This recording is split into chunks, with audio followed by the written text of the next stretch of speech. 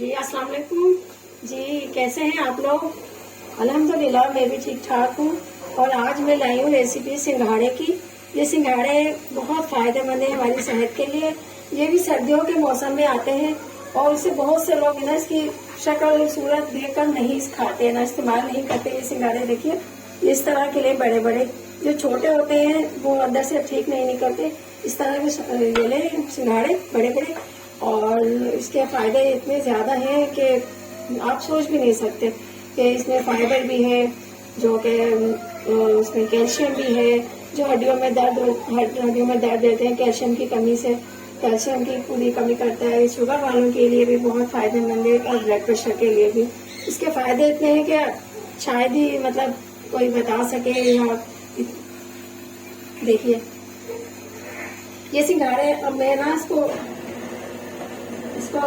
मैं रखती हूँ चूल्हे पर। अच्छा, बहुत से लोग इसके ना सिंघाड़े बनाते हैं, बॉईल करते हैं। बहुत से लोग इसको पानी में बॉईल करते हैं, और मैं इस तरीके से बनाती हूँ। ये देखिए पानी बॉईल हो रहा है, इस पर हम छन्नी रख देते हैं।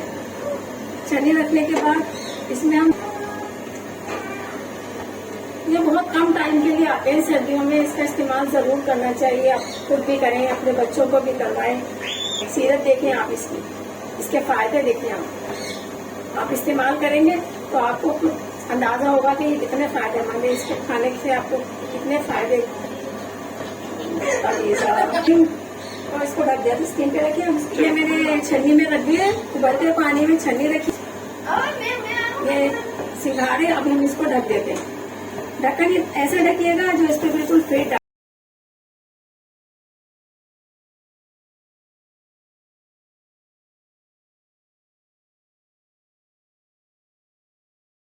10 मिनट हो चुके हैं और ये सिंघाड़े हो गए हैं तैयार, बिल्कुल रेडी है ये।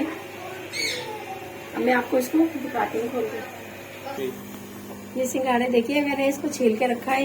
ये शक्ल में देखिए किस तरह से वाइट है। अब इसके खाने के इतने फायदे हैं, आप खा के इसको देखिएगा।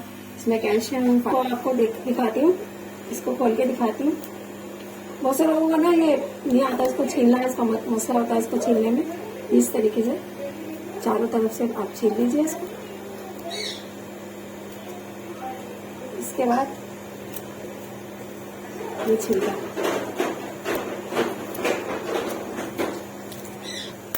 ये इस तरह से बॉईल होने के बाद इस तरह से हो जाएंगे। आप इसको खाइए, एंजॉय कीजिए और मुझे भी दुआ में याद रखिएगा।